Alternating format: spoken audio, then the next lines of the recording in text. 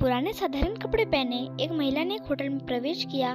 सभी ग्राहक जो पहले से वहां बैठे थे उसे तिरस्कार भरी दृष्टि से देखते हैं। वह महिला फटी पुरानी ड्रेस पहने हुए थी और देखने में गरीब लग रही थी। परिचारिका तुरंत उसके पास दौड़ी और वो बोली, मैडम, आप शायद गलत जगह चली आई हैं। महिला ने घबराते हुए उसकी ओर देखा और पूछा कि क्या यह ताज भोजनालय है। डाइनिंग हॉल में मौजूद लोग कानाफूसी करने लगे और उनमें से कुछ ठहाके लगाने लगे।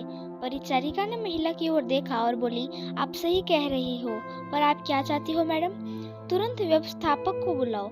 असंतुष्ट ग्राहकों में से एक चिल्लाया, मैंने यहाँ पहले से एक टेबल इसलिए नहीं बुक करवाई है कि कोई भिखारी मुझे खाते हुए देखे। महिला ने अपना सिर नीचे कर लिया और धीरे से बोली, मैं तुम्हारा ज्यादा समय नहीं लूंगी बेटा। परिचारिका ने अनिच्छा से बुजुर्ग महिला को अंदर आमंत्रित किया। वो बस किसी तरह उसे बाकी ग्राहकों की नजरों से दूर ले जाना चाहती थी। अगर मैं तुम्हारी जगह होती तो मैं सिक्योरिटी को बुलाकर उसे बाहर का रास्ता दिखाती। आपने देखा कि कैसे उससे बदबू आ रही है, वह एक बुरा सपना है। यह सब बोलकर वहां बैठे लोगों ने अपनी भावना को बिल्कुल छुपाया नहीं। महिला मिठाइयों के शोकेस में गई और काफी देर तक उसे देखती रही। महिला बोली, मुझे बताओ बेटा, क्या केक को केवल आधा खरीदना संभव है? इसकी कीमत क्या है? मेरे पास कुछ 15 रुपए हैं। उसने हाथ में कुछ मुड़े तुड़े पुराने नोट दिखाते हुए पूछा। वेटर्स ने बमुश्किल हंसी रोकी। मैडम, मुझे नहीं लगता कि आपके पास इस केक के एक टुकड़े के लिए भी पर्याप्त पैसा है। गरीब महिला शर्मसार हो गई। उसे ऐसा लगा कि उसके अंदर कुछ टूट गया हो। धीरे धीरे वह निराश कदमों से चलते हुए बाहर निकलने लगी। अचानक उसे होटल के कोने में अपनी पत्नी के बगल में बैठे सैन्य वर्दी पहने एक व्यक्ति ने बुलाया। मैडम, कृपया यहाँ आइए, आप बहुत निराश लग रही हैं, कुछ हुआ है? उसने चेहरे पर मुस्कान के साथ पूछा। मेरी बेटी, वह बहुत बीमार थी।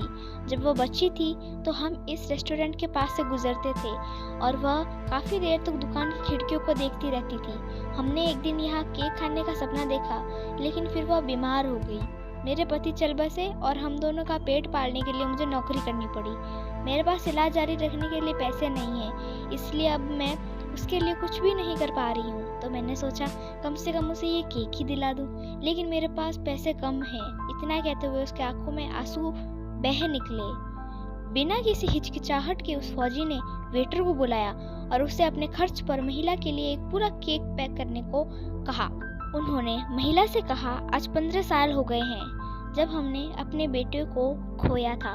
एक दुर्घटना में उसकी मृत्यु हो गई थी। मैं और मेरी पत्नी कुछ नहीं कर पाए, हालांकि वह एक डॉक्टर है। आपके पास में 15 रुपए हैं और मेरा बेटा 15 साल का था।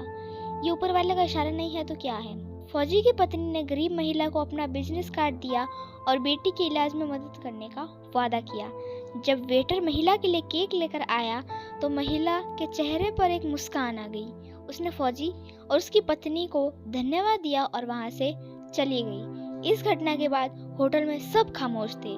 सभी को उस फौजी ने एहसास दिला दिया था कि पैसों से भले ही वो महिला गरीब थी, लेकिन वहां बैठे सभी लोग विचारों से और दिल के गरीब थे, सिवाय उस फौजी दंपति के।